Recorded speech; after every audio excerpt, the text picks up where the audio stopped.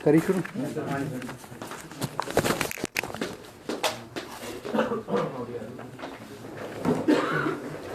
ये किसका है?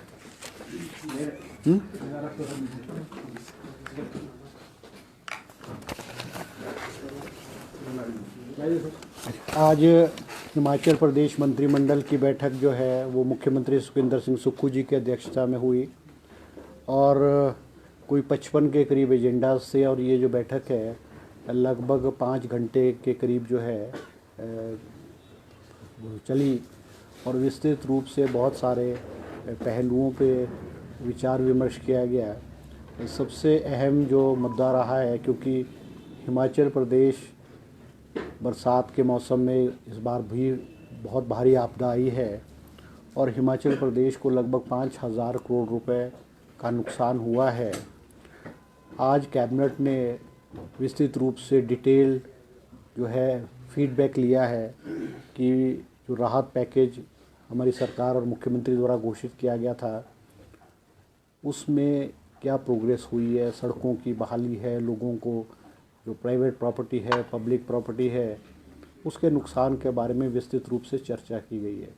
क्योंकि आप जानते हैं कि हमारे माननीय प्रधानमंत्री श्री नरेंद्र मोदी जी हिमाचल प्रदेश आए थे और उन्होंने 1500 करोड़ रुपए हिमाचल प्रदेश को देने की घोषणा की थी कि जो पैसा वो अभी तक नहीं आया और हिमाचल प्रदेश सरकार अभी भी इंतज़ार कर रही है। मगर वो पैसा कब आएगा उसको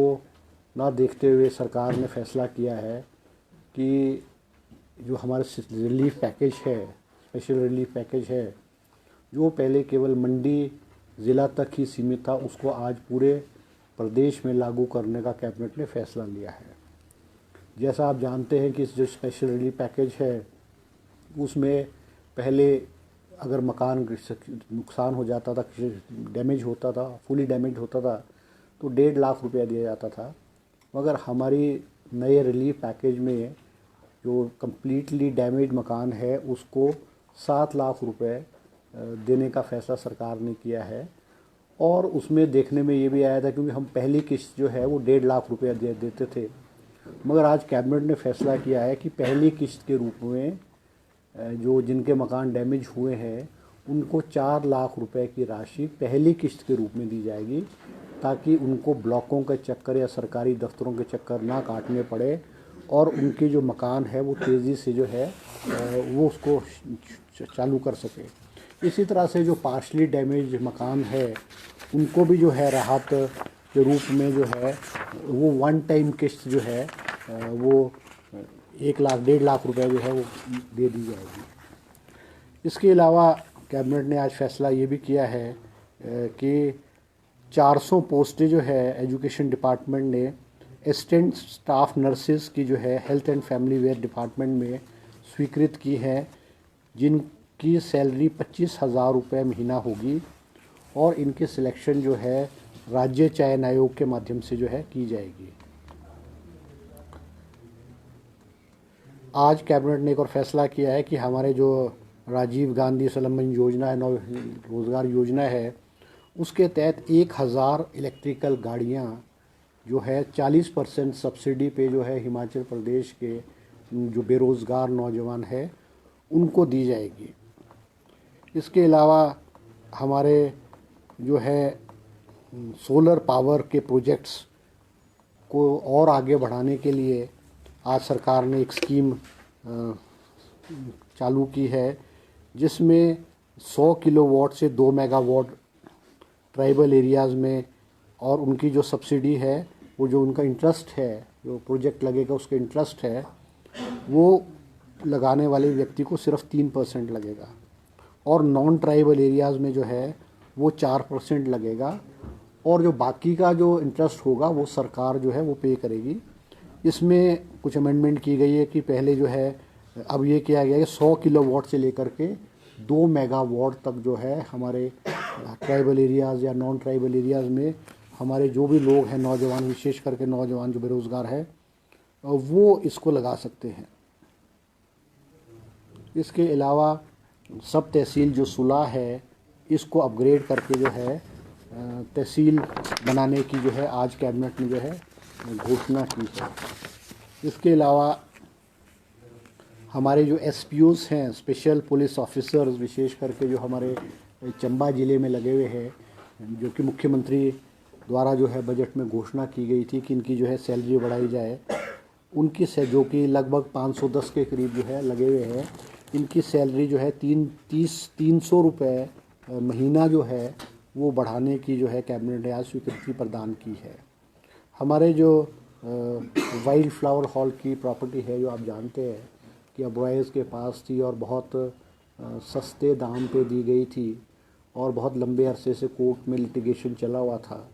हमारे सरकार और मुख्यमंत्री के हस्तक्षेप के बाद जो है वाइल्ड फ्लावर की जो प्रॉपर्टी है वो हाई कोर्ट ने हमारी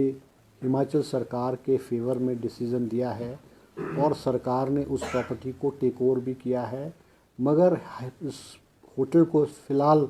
चलाने के लिए इसको अबॉयज़ ग्रुप को ही दिया गया है। इस प्रॉपर्टी से लगभग अभी पीछे हमको 400 करोड़ रुपए जो पिछला ईयर था 425 करोड़ रुपीज़ हिमाचल गवर्नमेंट को मिले हैं, जो कि पिछले 25-30 साल से एक नया पैसा भी हिमाचल प्रदेश को नहीं मिलता है। इस प्रॉपर्टी से, इस होटल से, क्योंकि ये 7 स्टार होटल है और ये इंटरनेशनल लेवल की प्रॉपर्टी है और सरकार ये चाहती है कि इस प्रॉपर्टी को कोई इंटरनेशनल लेवल की कंपनी या कोई बहुत बड़े जो होटल ऑफ चेन्स और होटल वाले हैं वो ले। उसको देखते हुए इसका सरकार ने फैसला किया है कि ग्लोबल टेंडर किया जाएगा और कुछ शर्तें रखी हैं कि इन कंपनीज़ का जो टर्नओवर है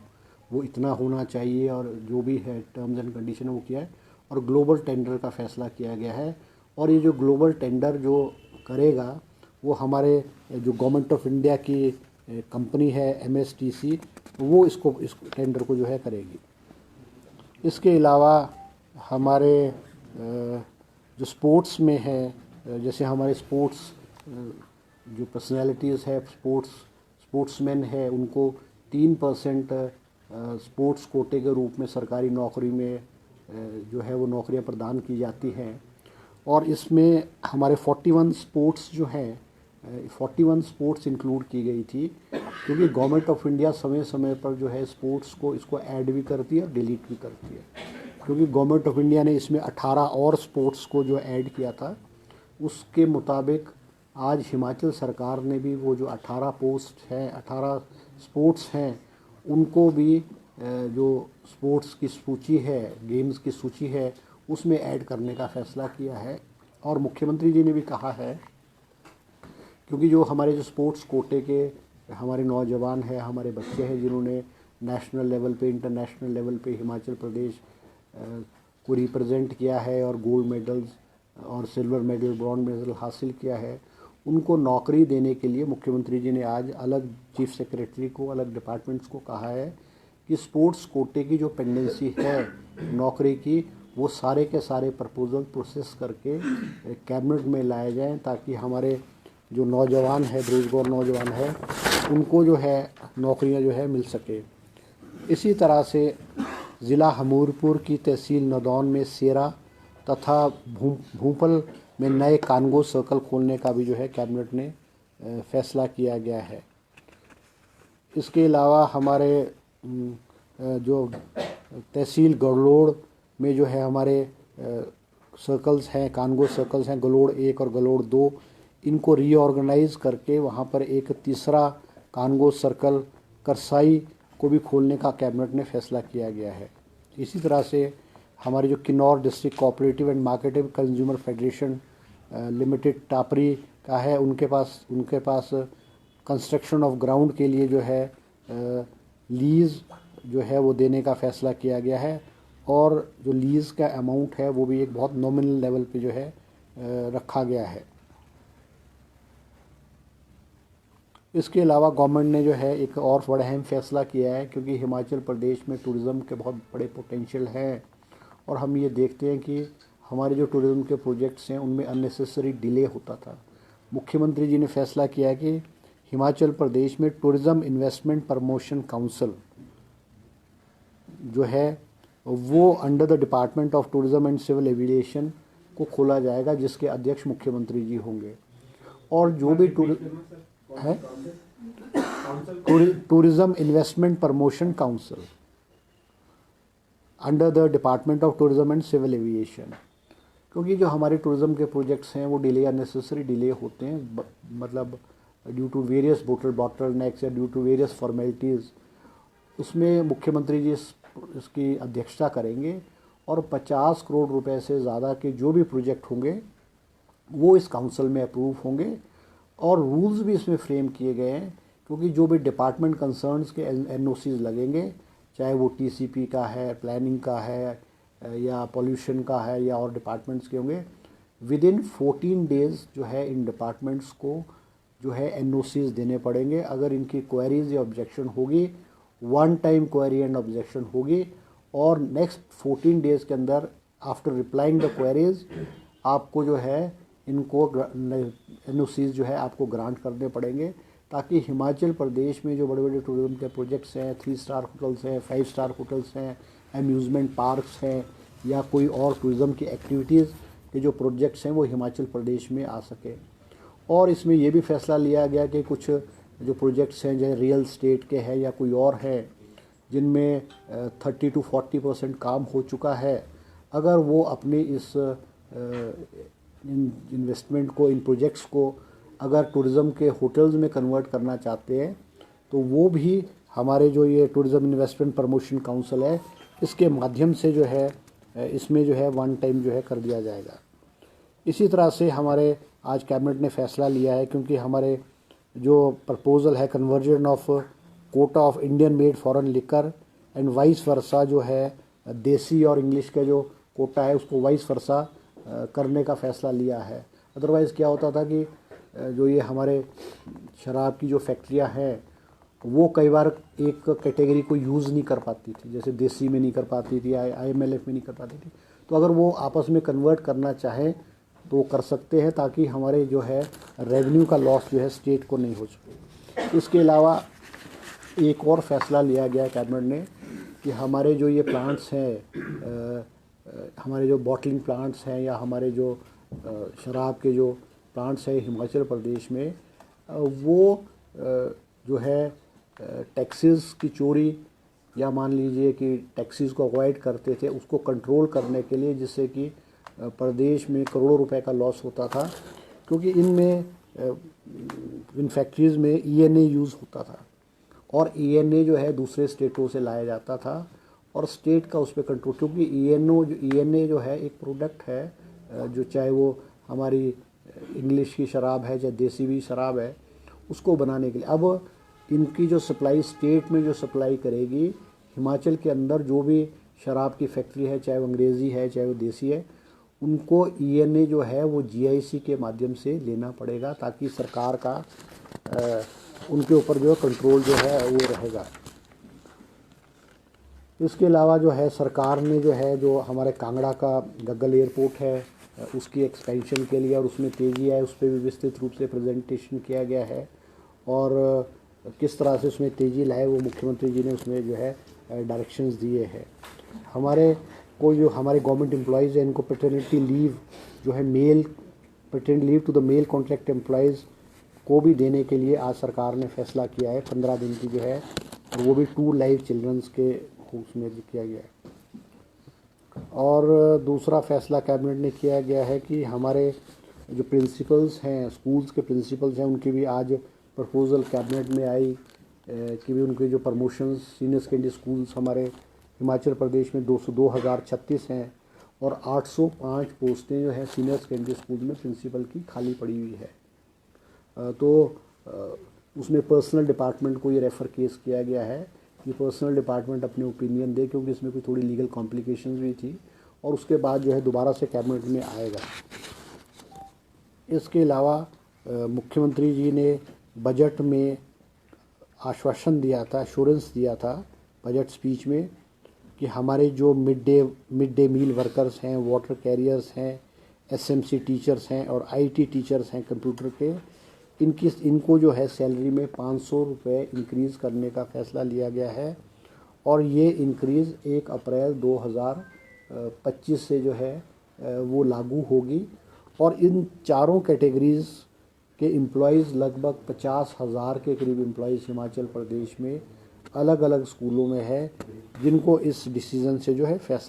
जो है लाभ होगा। आज कैबिनेट ने 3 गवर्नमेंट प्राइमरी स्कूल जो है 3 गवर्नमेंट प्राइमरी स्कूल सोलन ज़िले में खोलने का भी फैसला लिया है। और ये प्राइमरी स्कूल जो है Haripur Sandhol 2, Suraj Majra, Lubana and Chakkan in Baddi block में जो है फैसला लिया गया, क्योंकि यहाँ पे स्टूडेंट्स की स्ट्रेंथ जो है वो बहुत ज़्यादा थी। और ये भी जो कुछ लोग हमारे भाजपा के लोग चर्चा करते थे कि सरकार स्कूल बंद कर रही है, स्कूल बंद कर रही है, ये भी एक संदेश है कि जहाँ पे स्कूलों की मांग है, जहाँ पे बच्चे हैं, वहाँ पे सरकार स्कूल खोलेगी। और जहाँ नीड बेस्ड होगा वहाँ पे स्कूल्स खोले जाएंगे, चाहे प्राइमरी स्कूल है, चाहे सीनियर सेकेंडरी स्कूल्स है, चाहे मिडिल स्कूल्स है, चाहे कॉलेजेस है, तो उनको वो है खोला जाएगा। आज कैबिनेट ने एक और फैसला लिया है, क्योंकि हमारे जो नाहन का हमारा जो मेडिकल कॉलेज है जो कि 2012 में खुला है, उसकी जो बिल्डिंग है वो डिस्प्यूटेड है, क्योंकि CPWD उसको बना रही थी और वो ऐसे स्थान पे बनाया जा रहा था जहाँ पे लैंड जो है बहुत कम थी। As per the medical bye MCI के मुताबिक जो है जहाँ भी मेडिकल कॉलेज बनते हैं वहाँ पे लैंड जो है वो 100-125 बीघे से ज़्यादा होनी चाहिए, डबल लेन रोड होनी चाहिए, एसेसिबिलिटी ईजी होनी चाहिए। मगर नाहन मेडिकल कॉलेज के बनाते समय जब शुरुआत हुई तो उसको ये सारी चीज़ों पे ध्यान नहीं दिया गया था और एक कमेटी का गठन किया गया था और कमेटी ने फैसला लिया कि वे नाहन शहर के अंदर ही, नाहन के साथ ही नेशनल हाईवे पे जो है वो नए स्थान पे मेडिकल कॉलेज की जो बिल्डिंग जो है उसको आरंभ जो है किया जाएगा। इसके अलावा जो है एक और हमारी योजना है डॉक्टर यशवंत सिंह परमार विद्यार्थी ऋण योजना, जो 2023-24 में आरंभ की गई थी। मगर जो फीडबैक लिया गया तो देखा कि इस जो स्कीम है उसको अवेल जो है बहुत कम लोग कर रहे थे और उसमें कुछ बॉटलनेक्स थे। डिपार्टमेंट का प्रपोज़ल था कि जो बॉटलनेक्स हैं, जो त्रुटियां हैं या जहाँ पे लोगों को ऋण लेने में दिक्कत आ रही थी, क्योंकि इसमें केवल आपको 1% रेट ऑफ इंटरेस्ट, आप जो अपनी पढ़ाई है, चाहे वो प्रोफेशनल कोर्स है, चाहे वो लॉ है, चाहे B.Ed है, चाहे नर्सिंग है, चाहे MBBS है, चाहे इंजीनियरिंग है, या आप इस ऋण के माध्यम से विदेशों के अच्छी यूनिवर्सिटीज़ और अच्छे अच्छे कॉलेजेस और अच्छे अच्छे इंस्टीट्यूट्स में भी जो है आप पढ़ाई कर सकते हैं। मगर इसमें बॉटलनेक था कि भाई उसमें लास्ट एग्ज़ाम में जो आप लोग हैं उसमें 60% आपको परसेंटेज चाहिए थी। उसको रिलैक्स करके अब ये किया गया कि इसमें प्रोफेशनल कोर्सेज़ में जो आपका लास्ट एग्ज़ाम है उसकी परसेंटेज नहीं देखी जाएगी और आप उस लोन को जो है अवेल कर सकते हैं। दूसरी प्रॉब्लम इसमें ये भी आ रही थी कि जो इनकम का क्राइटेरिया था, इसमें कहा था कि भाई उन लोगों को जिनकी एनुअल इनकम 4 लाख रुपए से कम है वही लोग इसको अवेल कर सकते हैं। आज कैबिनेट ने जो है इसकी इनकम को जो है वो 4 लाख से बढ़ा करके 12 लाख रुपए एनुअल किया है, ताकि हिमाचल प्रदेश के जो लोग हैं, चाहे हमारे ग्रामीण क्षेत्र के लोग हैं या हमारे क्लास 3 और क्लास 4 जो एम्प्लॉयज़ हैं, जो अपने बच्चों को अच्छे इंस्टीट्यूट्स में इसकी वजह से हाई फीस की वजह से नहीं पढ़ा पाएंगे, तो उनको एक राहत के रूप में जो है वो दिया गया है। इसके अलावा कैबिनेट ने एक और फैसला किया है कि जो हमारे जूनियर ऑफिसर असिस्टेंट है आईटी के, इनकी कैबिनेट ने 300 पोस्टें जो हैं वो क्रिएट की गई हैं और ये जो है directorate of recruitment, administrative control directorate of recruitment का रहेगा और इनको जो है जॉब ट्रेनिंग के रूप में जो है लगाया जाएगा। इसके अलावा जो है हमारे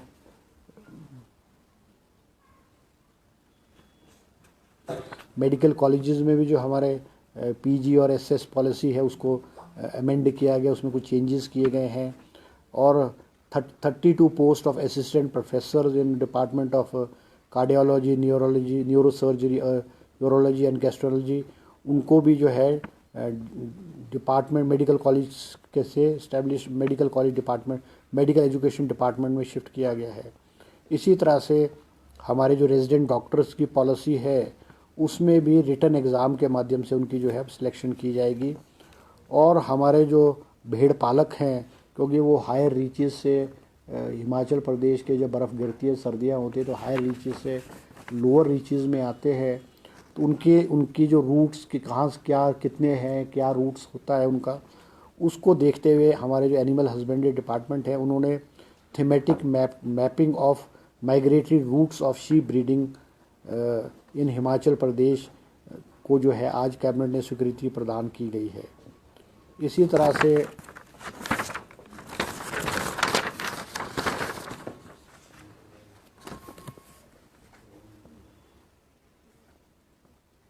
से एक हमारे पोस्ट जो है एससी की पोस्ट जो है रूरल डिपार्टमेंट में जो है वो आज क्रिएट की गई है। और आज कैबिनेट ने एक और फैसला लिया है कि हमारे जो पंचायती राज संस्थाएं हैं इनको जो रीऑर्गेनाइज करने की और डीलिमिटेशन करने के लिए आज कैबिनेट ने फैसला किया गया, क्योंकि आप जानते हैं कि हिमाचल प्रदेश में भारी आपदा आई है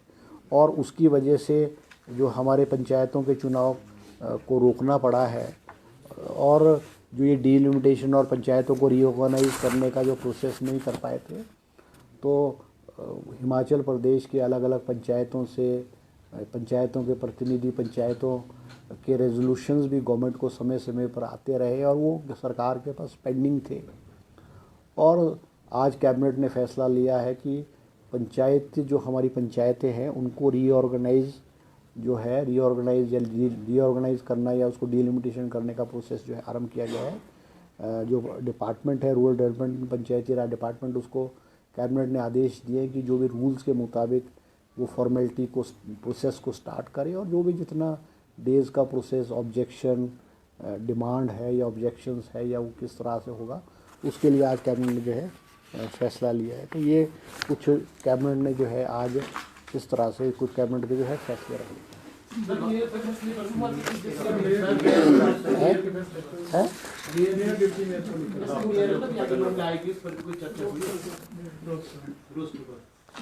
ये रोस्टर वाला तो नहीं है, रोस्टर वाला ऐसा तो कुछ नहीं है। वो तो मेयर डिप्टी मेयर के कार्यकाल को 2.5 साल के बाद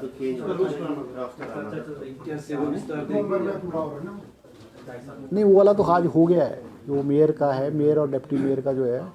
वो 2.5 साल का कार्यकाल आज कैबिनेट ने उसको करके 5 साल कर दिया है। क्योंकि ये भी दिक्कत आती थी, क्योंकि हर 2.5 साल बाद फिर पॉलिटिकल पार्टीज़ जो है मेयर और डिप्टी मेयर के दोबारा इलेक्शन होते थे, फिर हॉर्स ट्रेडिंग होती थी। क्योंकि पहले भी ये होता था कि मेयर डिप्टी मेयर का या पंचायत के भी जितने भी इंस्टीट्यूशंस हैं, पंचायती राज या अर्बन बॉडीज़ के इंस्टीट्यूशंस हैं, इन सब में हर लेवल के लोगों का जो टेन्योर है 5 ईयर्स होता है। मगर पूर्व में जो सरकार रही है उन्होंने इसको ढाई साल कर दिया है। और उससे ये होता था कि जो हमारे बॉडीज़ है, अर्बन बॉडीज़ है, उसमें भी जो है वो हॉर्स ट्रेडिंग और प्रेशर और वो दिक्कत आती। तो आज कैबिनेट ने जो मेयर डिप्टी मेयर इनका जो है फैसला लिया है कि उनका टेन्योर 5 साल का होगा। सर आपने इस फैसले में हॉर्स ट्रेडिंग का जिक्र किया है। अगर हम देश के पैटर्न को देखें, कई जगह 1 साल का कार्यकाल है, ज्यादातर 2.5 वर्ष का है। आपको नहीं लगता जहां महिला आरक्षण आ रहा है वहां भी सीट दब रही है, या जहां जातीय तो महिला आरक्षण देखो, महिला आरक्षण तो देखो ऐसा है कि महिला आरक्षण है या एससी का है, वो तो हर उसके अकॉर्डिंग टू द रूल्स हर उसमें होता है। वो ऐसा थोड़ी है कि वो नहीं होगा। अब हमारी म्यूनसिपल कॉरपोरेशन तो 5-6 म्यूनसिपल कॉरपोरेशन है, तो जो रिजर्वेशन का रोस्टर है वो तो पूरे स्टेट में जैसा लगेगा। कोई एमसी का मेयर एससी में होगा, कोई महिला में होगा, कोई जनरल में होगा। वो तो जो पैटर्न होगा वो तो पूरे स्टेट के लिए एप्लीकेबल हर जगह के लिए होगा ना। वो आपको ये नहीं लगता जिसको 2.5 वर्ष लास्ट वाला जो बोला आपने डिलिमिटेशन वाला, तो चुनाव क्या समय पर होंगे कि थोड़ा डिले? नहीं देखो ऐसा ना कि जो चुनाव होंगे, क्योंकि देखो क्योंकि सबसे बड़ी बात है कि जो पंचायती राज संस्थाएं हैं, क्योंकि आप ये जानते हैं कि हिमाचल प्रदेश में भारी आपदा आई, रोड्स ब्लॉक्ड थे। अब जाकर के हिमाचल प्रदेश में जो रूरल एरियाज़ है, ख़ास करके आप चंबा में देख सकते हैं, आप मंडी में देख सकते हैं कि आज भी बहुत सारी रोड्स टेम्परेरी रिस्टोर की गई है और कई रोड्स आज भी बंद है। और इसी वजह से सरकार ने फैसला लिया कि पंचायत के चुनाव को थोड़ा डेफर किया जाएगा। अब वो डेफर किया जाएगा, वो तो जब ये डिलिमिटेशन इस और पंचायत को रीऑर्गेनाइज करने का जब प्रोसेस शुरू होगा, तो वो जो अब हम अगर मान लो ऑब्जेक्शंस है, काउंटर ऑब्जेक्शंस है या एप्लीकेशंस इनवाइट करनी है, वो तो एज पर द रूल जितना भी समय होता होगा वो तो फॉलो करना पड़ेगा। अब मान लो एक मिनट, अब हम जो रूल्स है, रूल्स को हम बाईपास थोड़ी कर सकते हैं। किसी भी पंचायत का अगर कोई हिस्सा या कोई गांव या कोई मौजा वो दूसरी पंचायत में जाना चाहता है और उनको अनकन्वीनियंस है, अब कई गांव ऐसे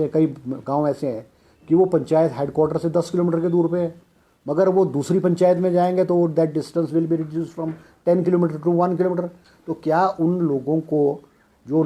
दूसरी पंचायत में जाना चाहते हैं उनको अधिकार होना चाहिए कि वो किस पंचायत में जाना चाहते हैं? क्या ये हिमाचल सरकार उसको बाईपास थोड़ी कर सकती है? मगर ये सारे का सारा प्रोसेस आपदा की वजह से इसको हम नहीं फॉलो कर पाए हैं। अब लगभग नॉर्मलसी हुई है और बहुत सारे प्रपोजल सरकार के पास पेंडिंग पड़े हुए, कोई मेरे ख्याल कोई 100-150 प्रपोजल हिमाचल प्रदेश की अलग अलग पंचायतों के प्रपोजल हिमाचल पंचायती राज डिपार्टमेंट के पास पड़े हैं। कैबिनेट में रूरल डेवलपमेंट मिनिस्टर ने ये प्रपोजल लाया और बात की कि इन प्रपोजल्स का क्या किया जाए। तो इन प्रपोजल्स को देखते हुए जो है वो फैसला लिया गया कि पंचायतों को रीऑर्गेनाइज किया जाएगा और according to the rules, according जो भी टाइम पंचायती राज एक्ट में होगा उस टाइम को फॉलो किया जाएगा। और अगर वो उसमें नहीं हुआ या मान लो अब जैसे लास्ट डेट इज़ जनवरी, तो मे भी वो मैं हो सकता है, अब ये तो it is not in my preview कि मैं आपको ये कह दूं कि पंचायत के चुनाव कब होंगे कब नहीं होंगे, मगर अगर ये सारे का सारा process with in that stipulated time हो जाएगा तो पंचायत के चुनाव उस समय पे हो जाएंगे। और बहुत सारे स्टेटों में, आप हरियाणा है, उत्तराखंड है और से, उसमें भी due to various reasons panchayat के चुनाव जो है डेफर भी हुए हैं। सर, तारा देवी रोपवे को लेकर भी कोई चर्चा नहीं, कोई चर्चा। Thank you ji.